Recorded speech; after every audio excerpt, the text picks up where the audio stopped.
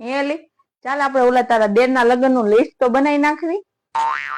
હા, શું સોનું લેવાનું છે મારા માટે? અરે સોનાની વાત નથી કરતી, લગ્નમાં કોને કોને તેડાવા એની વાત કરું છું. હાલો કરી લઈએ. સૌ પ્રથમ પેલા તો લખ તાર મામાજી નું નામ. શું લખું એમાં? આપશ્રી સહ જોડે કે સહકુટુંબ લખું? તાર મામાજી ને તો 10-15 દિવસ વેલા તેડાવાના હોય અને એમાં તો આપશ્રી વાળી થાય છે. લે બોલો. મજાક કરતી હતી હવે. પછી કાકાજીને ફઈજીને એ બધાના તો લખી જ નાખું ને. હા હવે એને તેડાવા તો પડશે જ ને. પછી તો મમ્મી આપણે ઓલા દૂરના કાકાજીની છે એને તો બધાય વરા વી ગયા છે. એને ક્યાં આપણે એકે વરામ કીધું છે? આપણે એને કહેવાનું છે.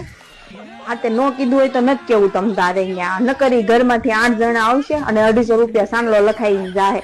આપણે ક્યાં જમણવાની ડીશ વધારાની છે તમ તારે? નથી લખવું એને. અને હું શું કઉ છું કે આપડા બધા પાડોશીને છે ને સહકુટુંબ જ કે છે. બહુ આપડી વાતો કરી છે કે તમારા છોકરાને તો કોઈ છોકરી જ નહીં આપે. તમારા સ્વભાવથી બધા કહેતા હશે ને. જાને હવે તને જેટલું કામ કીધું છે એટલું કઈ ને. લાવ અહીંયા થઈ ગયું આપણું લિસ્ટ તૈયાર. આમ તો હું અહીંયા ફસાઈ જ ગઈ છું ને. જે હોય એ મારી દેરાણી એટલે કે બીજી કામ વાળી આપણે તો જલસા.